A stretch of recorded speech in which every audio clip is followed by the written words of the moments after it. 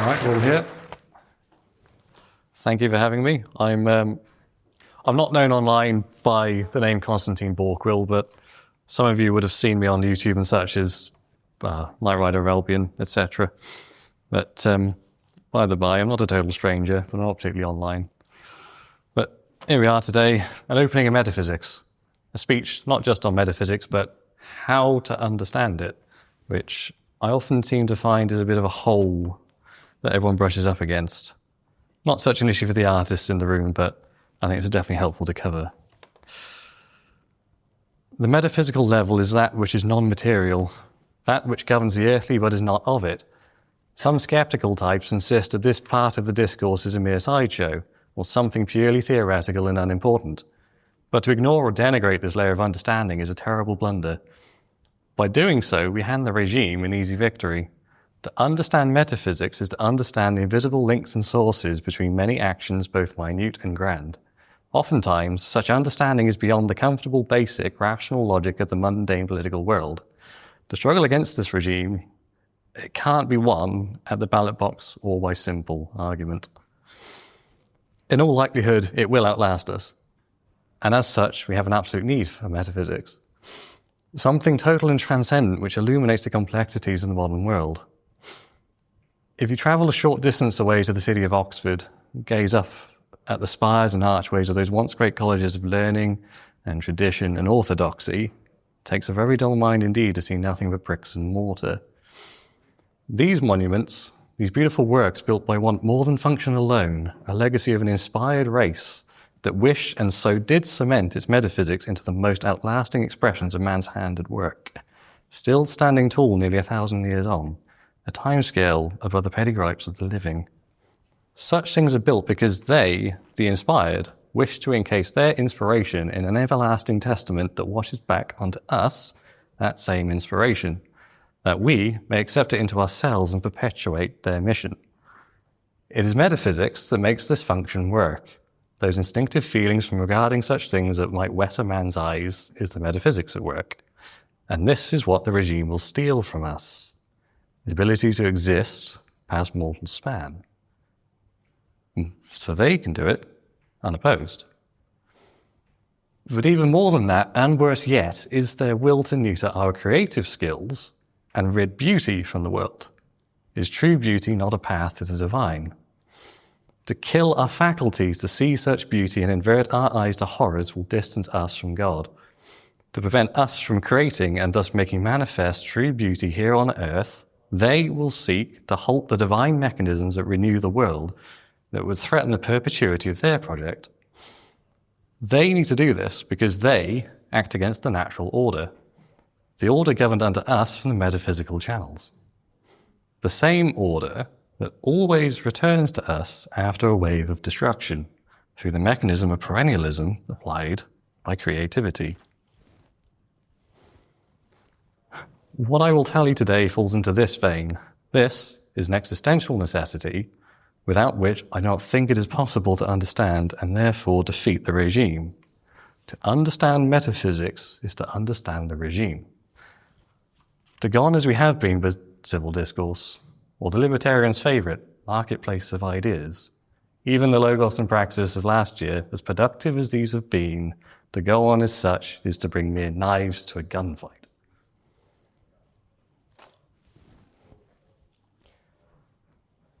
We've seen enough the attack on religion, undermining our churches, our faiths, standing idly by while hundreds are burnt to the ground in France. Our structured religion is the main thing that keeps most of us in tune with these mechanisms that they're trying to wrest just for themselves.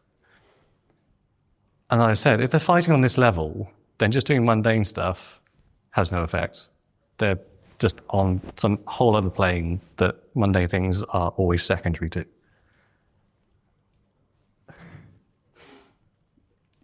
What motivates someone to go to the back rooms of a pizza parlor in New York?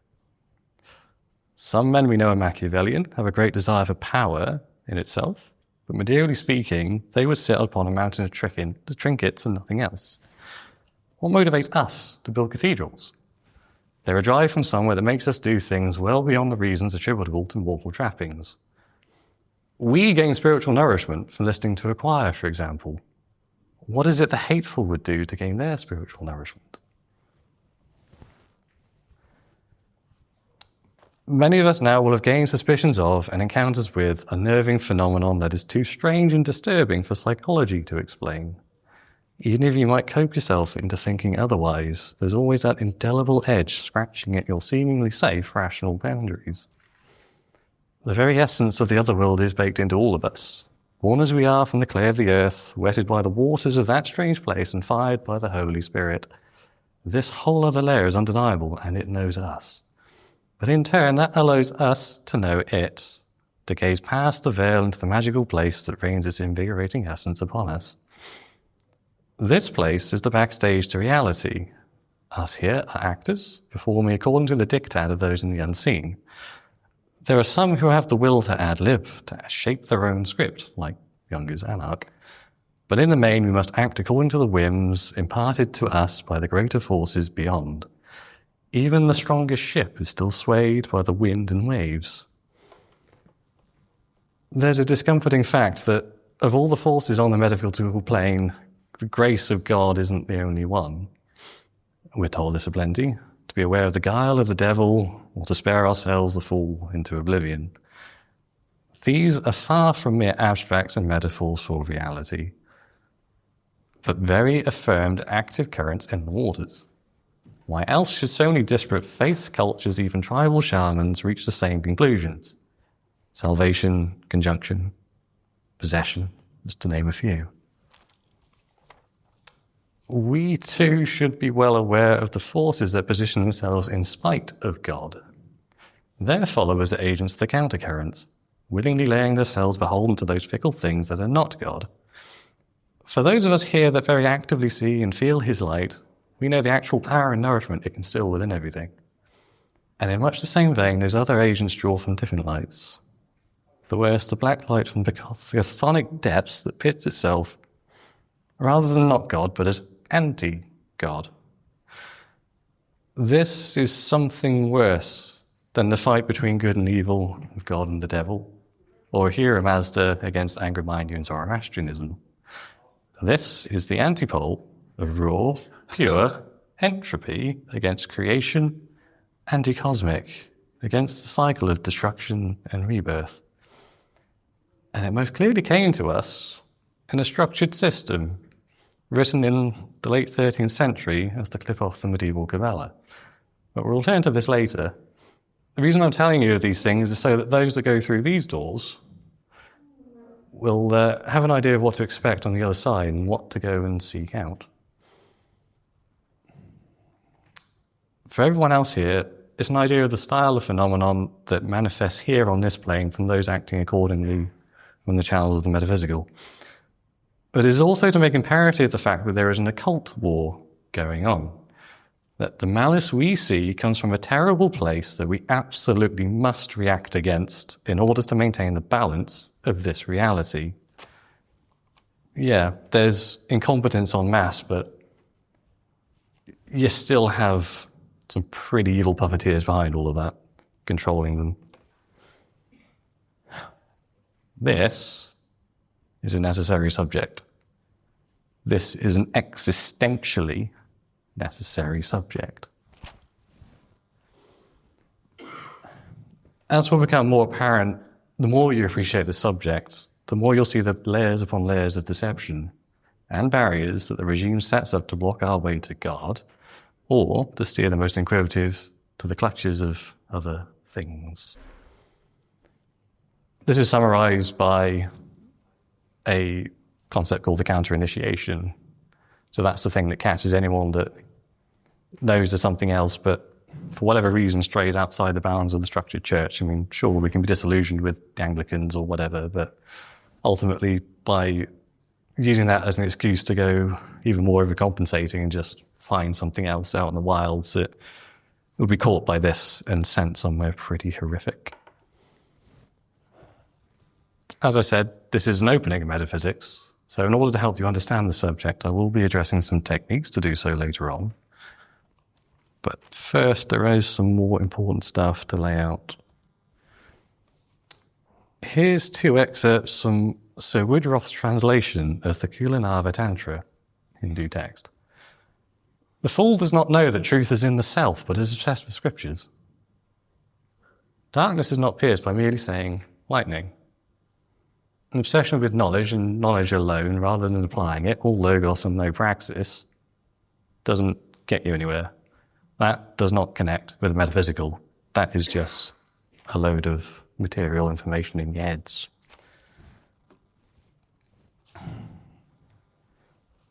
Let's take a step back for a moment.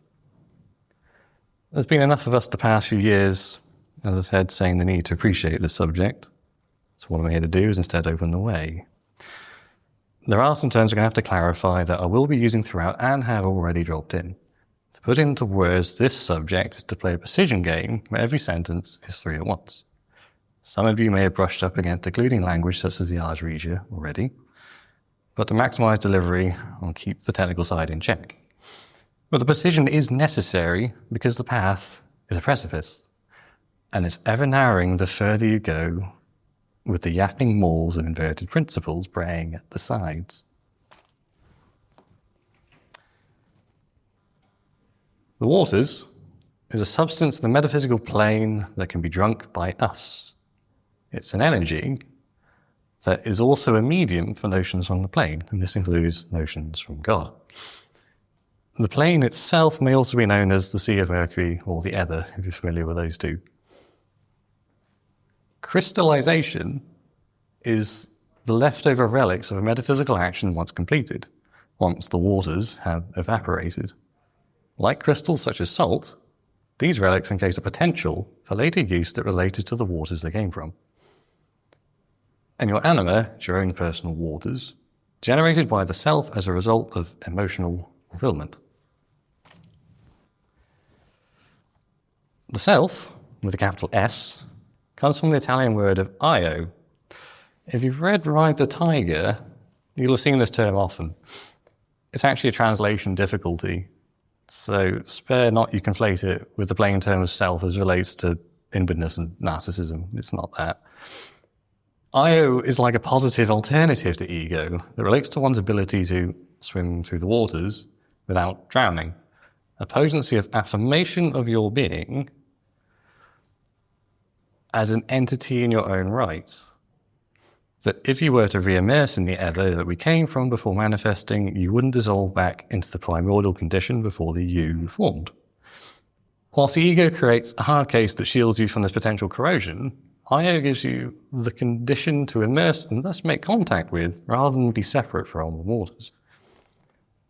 Io is represented by the magical sash given to Odysseus by the goddess Leucotho, whilst he's cast away in the frothing seas on his way to the Phaeacian coast. It gives him the strength to swim and breathe despite Poseidon's efforts of churning up the waters. In the very same scene, Odysseus obstinately clings to his raft, even after Leucotho gives him the sash. His raft represents his ego. Distrusting Leucotho, he states, I shall stay with my raft for the moment. I shall do what I will think best. As long as the joints and planks hold fast, I will stay where I am and endure the suffering. And yet, in that same train of thought, he has to conceive that the only option left once the sea does indeed splinter his raft, which is to don the sash. All the while he clings to his raft, he is moved around according to where the ocean currents and winds want him to go. It's not the means to effectively navigate according to his whims when compared to his strength to swim with an empowered Io.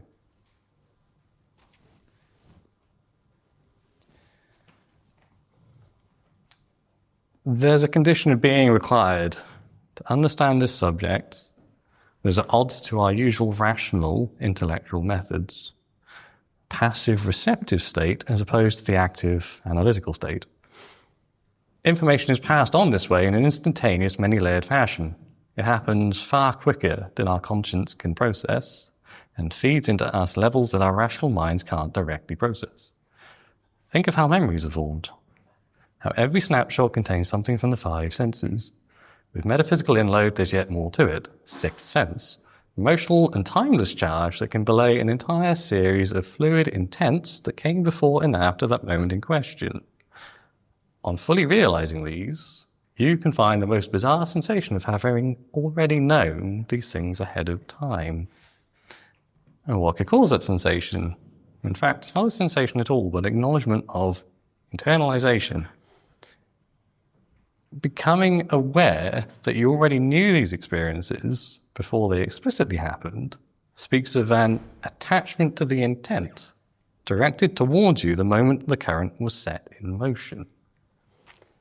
That when someone desires to cause an action and has certain people in mind, in the metaphysical channels, there is a link made.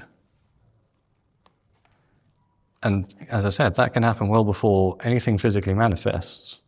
But it's like setting a stream to flow out of a dam and you can see the waters coming, and once they hit, that's when material action happens. In the active waters, distance and time have no sway.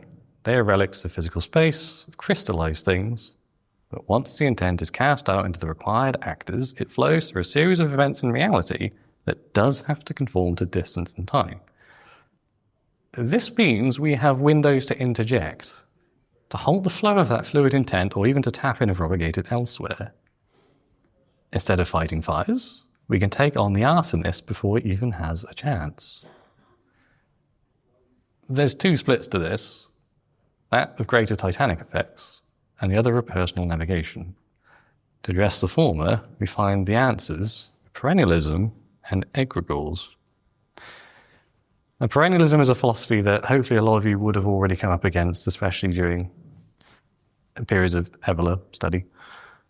It is the notion that universal concepts exist that will always resurface through creative efforts. It relates to a universal metaphysical law that always returns to us when we make something, when we think of something, when we really dig deep with an emotional intent, even a crisis, and reach forth into the waters and pull back a nugget of primordial truth. This does mean that, yes, there's one route to metaphysics across all religions, all theology, all spirituality. If they are legit, they all route to one place, the one route to metaphysics. If you can tap into this, it's a verification method for legitimacy of these theologies and religions. As I said earlier about being able to get a sense of the intent behind them, again, you can use this following these routes to find genuinely why these things existed and why they're created and what kind of man brought them forth. For further research, if you're interested, notable writers, Gwenon, Nasser, Kumaraswamy, Evola, and Huxley. Perennial concepts, as I said, resurface through creative efforts, and this does mean that even in modern fiction, they re-emerge. There's a lot of value in modern fiction as a very effective art style and vehicle for these concepts to come forth in an immersive and entertaining fashion, but ultimately one that many of us will have been exposed to. Lord of the Rings with a Song of the Aina, the whole musical conception, the creative of reality, that similar theory derived by Johannes Kepler in the 18th century. There is a fantastic book on this called The Magical World of the Inklings by an author called Gareth Knight. He looks also into the work of Charles Williams, C.S. Lewis, and Owen Barfield, the other Inklings, and analyzes each of their works and points out where perennial concepts come forth. Another modern system I'm sure we're all a favourite of, the Elder Scrolls. We'll play Skyrim. The writing of Michael Kirkbride, he knows this stuff. One of the main plot points, if you hadn't picked it up in the Civil War, is the Thalmor. The ones that want to banish Talos worship, attack on religion, they actually want to destroy the world out of spite because they claim they're fallen divines and want to destroy everything else so only they can reign supreme for eternity. There's also the curious character of Vivek from Morrowind, the guy that embodies the guy who wins the Grail, the same achievement of the spiritual quest, and the concept of Chim, which is ultimate IO, the complete and total affirmation of the self, regardless of what reality actually turns out to be. That regardless of anything, if it might be a dream or virtual reality, I exist, I am here. And my favourite setting, Warhammer 40k and 30k, authors like Dembski Bowden and Dan Abnett also know these things, and in their works they bring them forth. The story of the first heretic, Blorgarner's Legion, going out to die of terror. They learn some horrible things that the emperor tried to hide from them, but this is the same things that, yeah, the demons told them these mechanisms exist, and because they waited for them to tell them, well, we know what happened. And the nature of the warp, that metaphysical plane in the 40k setting, it is actually surprisingly accurate to how it works in reality. Things like demons being embodiments of emotional intent from here, the fact that the chaos stuff, the demons can't actually exist without humans existing, because humans are a recurring, reflexive, emotional front that sustains the warp. But yes, what makes the setting great? Why do we enjoy it the most compared to others like Star Wars? Metaphysical consistency, mechanical consistency with perennialism, ties to the roots that we all know within us. An egregor is a metaphysical entity that is a spiritual embodiment of a group or movement. And there's one in this room right now. We're all tethered to it. All of us on the distant right, we're all attached to one. It's like an organic creature. It has a health, it has a life, it has a vitality. It can be wounded. It can have moods. And it is reflexive on us, and we reflect onto it. Marlborough Cathedral, I consider, is a greater one of these, as the Roman cult would call a numen. And they knew of these BC. They spoke of them. A little diagram from paint. So, as I go on the health of these, if we're all vibing right, it's happy, you've got the nice blue light, everything's good, everyone's attached to it, and the motion's up, come down. The guy there, Mr. Blackpill, spitting bile and vitriol.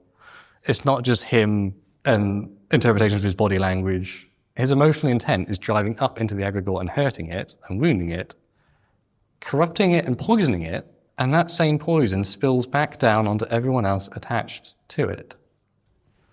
This is why it's important not to swallow too many black pills, to focus on the positive aspects. Keep this thing healthy because it keeps us healthy. Another quick little concept that is a bit topsy-turvy compared to what everyone else might expect is an exogenic existence upon the planet at the center, is that the planet's actually is the center, but it's an inverted sphere. I mean, I'm still an engineer, I still understand physics, but by the by, reality is crystallized ether. The metaphysical plane comes first, and the physical world is manifestations of things from it.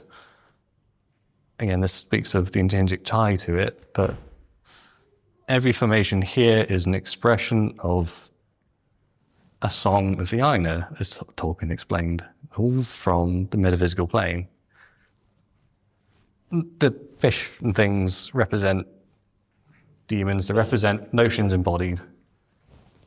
Things like the Fisher King and the Arthurian legends relate to being able to pick those out as the Fisher King being a curator of knowledge, knowledge being, in this case, metaphysical nuggets. These notions that are quite helpful to crystallize here. I've just given you a lot, so take a moment to breathe and take it in. Reflect back on it, play it in reverse, internalize the information.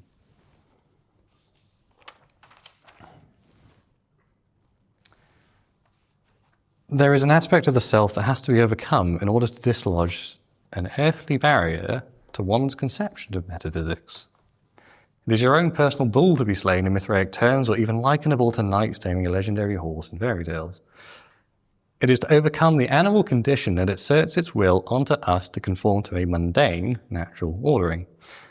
Whenever you try to reach out into the unseen, this internal beast instinctively causes you to recoil and seek shelter. In pleasant times, this would be a respectable safety mechanism. But its drawback is the force of conformity and predictability it has through seeking gratification like an animal. You could consider this to be golem behavior. We'll relate this to the model of two chalices. One that represents the will to dominate, and the other the will to obey.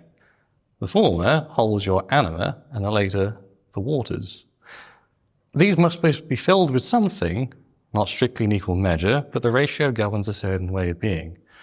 To have one or the other empty gives two opposing extremes, neither of them good, and these will be exacerbated if the way is opened and you later go on to fail. You go through those doors and you trip. If the will to obey is empty, then one becomes like a furious beast, maximally obstinate and beholden to nothing except torment and disharmony. To all else you become useless, a singular entity that will lash out wildly. If the will to dominate is empty, then one becomes an automaton, a total NPC that at best will be an imp to something that wishes to dominate.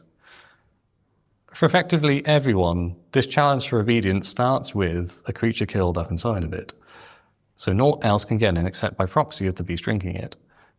The condition of obedience is simply to animal whims, self-serving and self-rooted.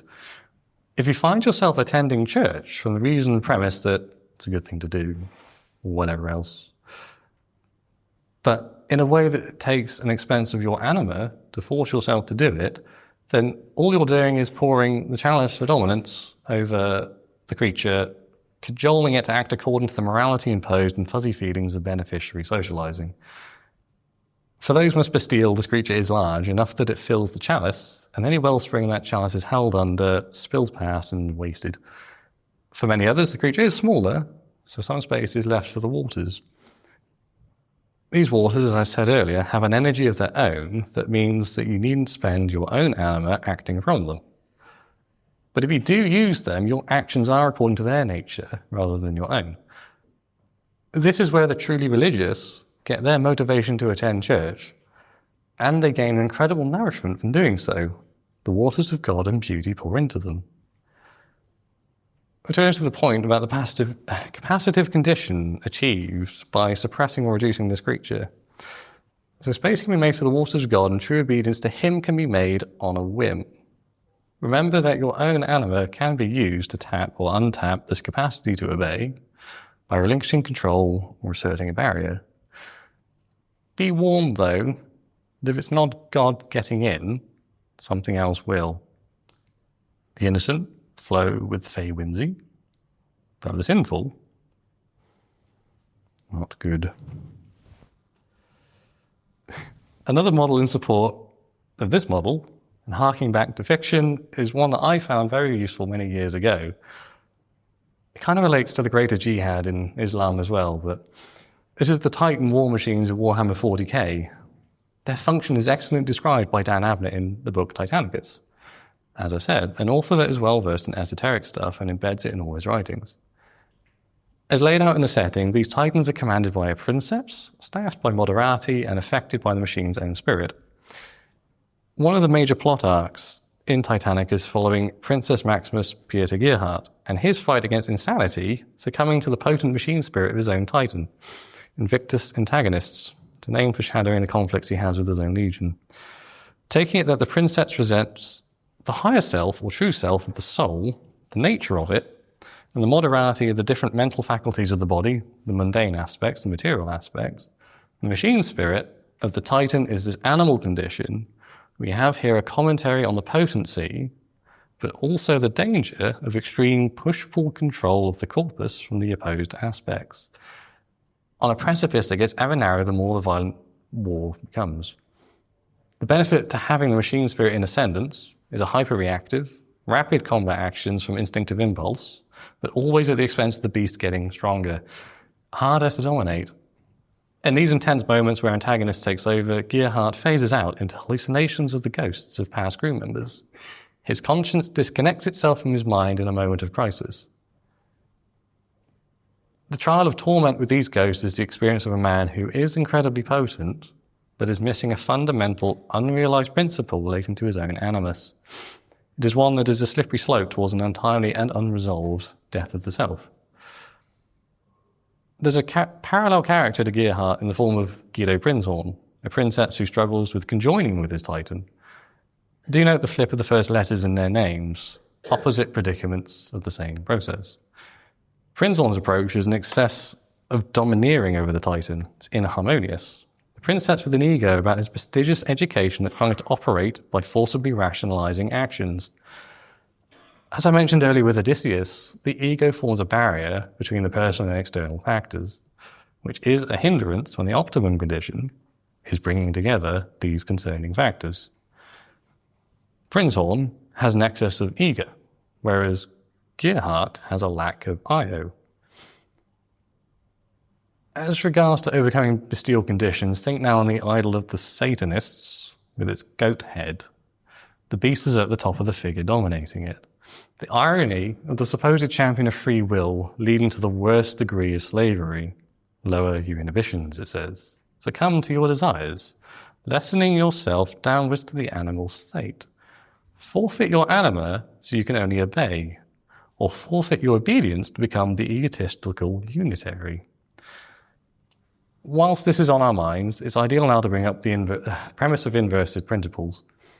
This is one facet I'm very encouraged that most of us here already know how to spot.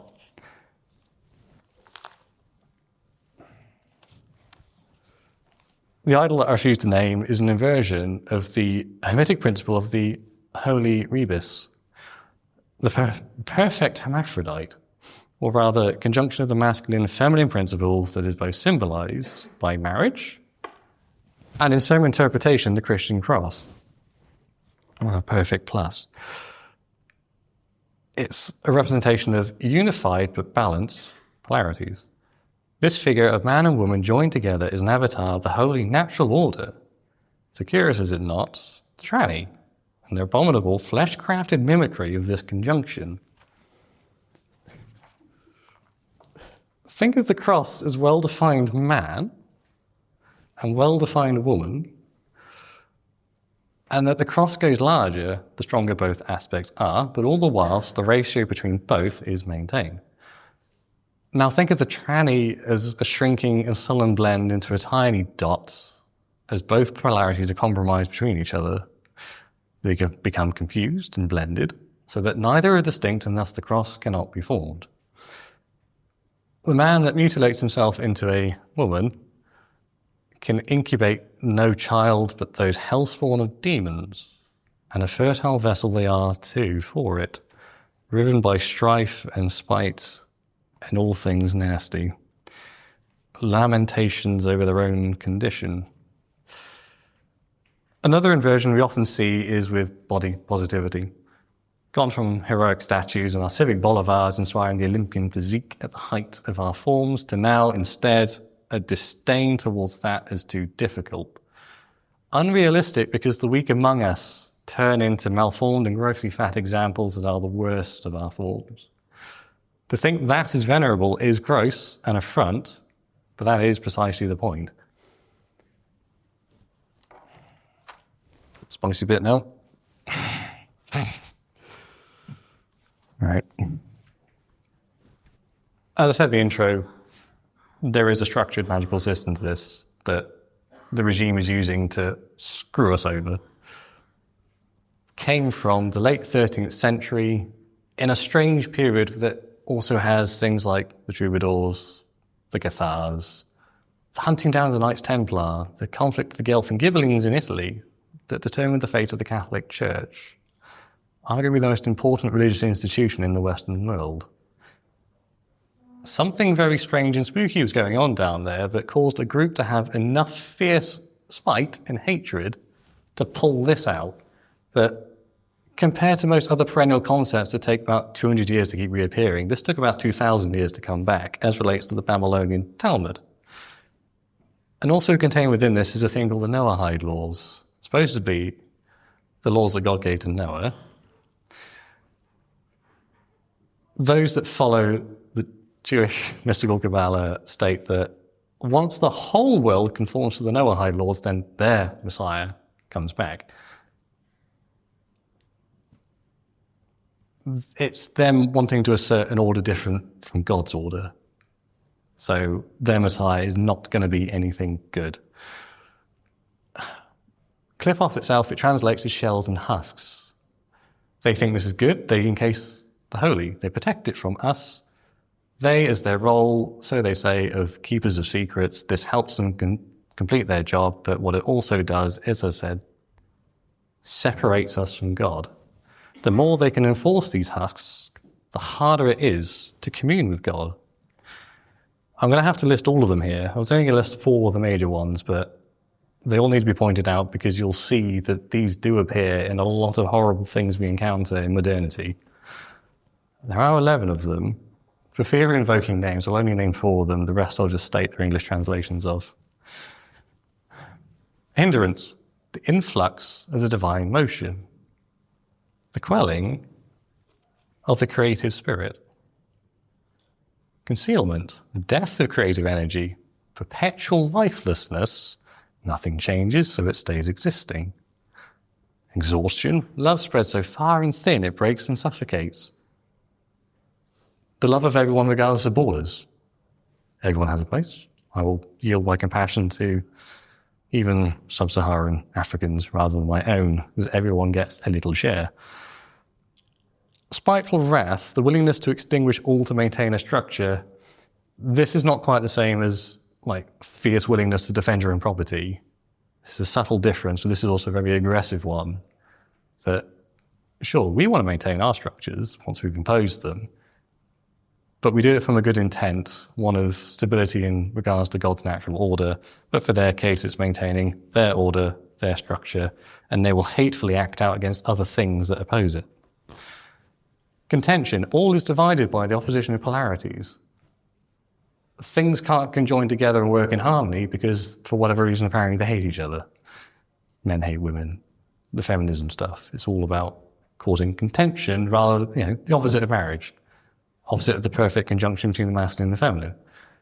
Worthlessness, the sake of knowledge, just for knowledge. As I said earlier, as stated in the Koilanava Tantra, knowledge for the sake of knowledge is useless, it's all logos, no praxis. This becomes a very hubristic pursuit that if you don't reflect what you learn onto reality, what's the point of knowing it? It's just kind of puffing up your own pride. Dispute, locking out the sense of true beauty by discord between heart and mind. Your heart wants to make one thing, your mind can't because of rational reasons. Like the artist that becomes destitute because he hasn't got the means to do what he wants to do, what he loves to do, because he's crushed by the external world and the systems he has to work in. And corrosion is creation without care, is readily made as one would destroy. Cobbling stuff together, I'm just going to chuck things up. New bills, Dino bills, the same premise. They're just building up houses for the sake of houses. They're not getting anything long-lasting from it. It's just to suit some numbers. It's creation without care. And the last 3, deceit. Blinding brilliance from inauthentic expression, graft, beguilement. Trying to confuse people to make an illusion, but it means that your intent is being hidden because your intent is not true and it's not virtuous. Obscenity is any applied act of creation motivated not by beauty, degeneracy. And disgrace, all clip off above, condensed into the singular point of materialization, rather than in the tree of life, that this is the inverse of, the king at the top embodying all aspects, dictating how they apply. This is like this vile plug hole that all the nonsense gets thrown into and starts coming down here. A complete opposite to what the principle of the king and the monarch should be, or even the pontifex. Right. This is the cosmos, simplified, as determined by the order that God wishes upon us. This is the good graph. God at the center, the unifying pole, the axle around the wheel that keeps it turning but stable. His perfect round the heavens, stable. The earthly plane where Holy Spirit and primordial spirit blend together, things are fixated from the divine substrate, that untapped potential. It takes form, it manifests here. Even the realm of chaos is a good thing because it's part of the ongoing cycle of creation and destruction, rebirth. Outside of the cosmos is dispersion. A bit like the heat death of the universe that is supposed to be the opposite of the Big Bang. There's really bad things out there. That's even also expounded upon by Tolkien. This is the horrible inversion, complete inversion, the structure that they want to impose on us. Stability becomes paralysis. Nothing changes, nothing moves. It is all fixed. Ossification from fixation, bones, dry dust and no wind. Stagnation from chaos, it doesn't have the buzz, the warmth, the potential, it just stumbles and disperses into nothing as it leaks out the weakened cosmos. Notice the layers I've now drawn of the firmament. Each of these layers is like a metaverse. They want to impose on us the virtual reality stuff. Every single one of these layers is a husk applied to reality that makes like a Matryoshka doll of all these mind-numbing layers we have to break through to get back to God. Layers upon layers of blocking, of occlusion. The very center of this, the pole, it's not like a firm, fixed, stable axle on the wheel. This is just a plug hole to nothingness. Their opposite heaven is Tartarus, as below hell as hell is below the earth. A divine prison. This is what we're up against. One life. It's worth an attempt. Soy jacks, Satanists, the cube, Saturn, Hirschschwab, we're all up against this. So we can't really just sit idly by and let them do their horrible things, because then we would be failing our roles as protectors of the balance and creation. Let's take a little breather for a moment, because again, heavy stuff. Think back in reverse on what I've just told you. Close your eyes, take it in, embody it.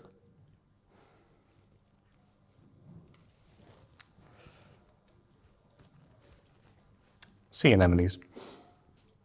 These are rather pretty little examples that, in their own beautiful natural way, kind of explain how the condition works, that you have to be the passive receptive state to try and understand the subject.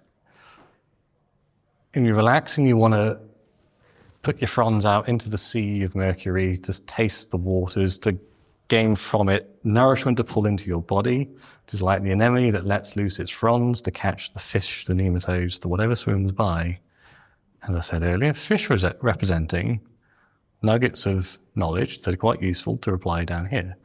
Now, the moment the anemone is spooked, the moment we apply even the slightest bit of rational thought, the tendrils retract, we're no longer feeling into the waters, we've just broken our connection with the metaphysical plane. The moment you think about what you're doing, it breaks the connection.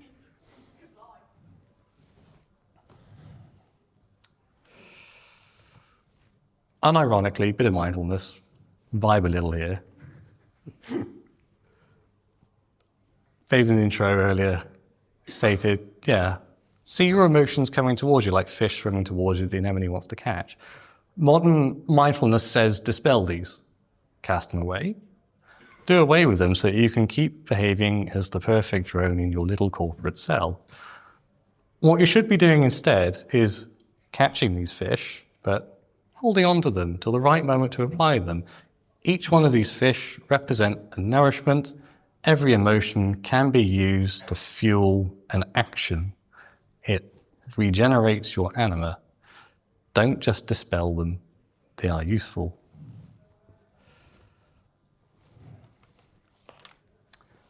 I'm going to take you through a little mantra now. Bit of deep thinking. Internalize. Don't analyze. Analysis tears things apart. If the whole is greater than the sum of its parts, then the moment you tear it apart, that greater value is lost. Internalize, don't analyze. Analysis is the opposite to synthesis. It is dissolution, breaking down, ripping the life out of constituent parts so they can be considered in stasis. Internalize, don't analyze. If what I've told you sings true of perennial concepts, then you needn't try to understand them, as they are already known to you deep down at the roots. Realize, don't analyze. The required act is one of knowing with a capital K, It is the internal realization of what is already there, subspecie interioritatis, from the inner point of view. Internalize and realize. Passive, receptive condition.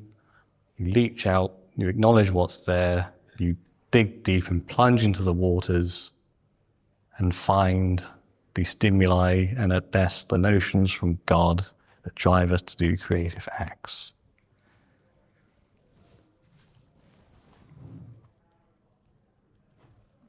Means to lighten the mood. Reading words. Words reading you. Realization. Mind-blowing when it works. You'll know when it happens. You can't go back from it. It's kind of freaky and terrifying, but when it happens, it's incredible, and suddenly you realize, wow, incredible continuity across the whole universe. All these mechanisms that suddenly you can tap into. This was my genuine reaction when I read Proverbs a month ago, reading back through the Bible, having opened the way that I'm reading this book and it's like I'm reading something else. I can see between the lines. It's all the deep hidden truths actually written into it that Solomon knew, passing down to his sons.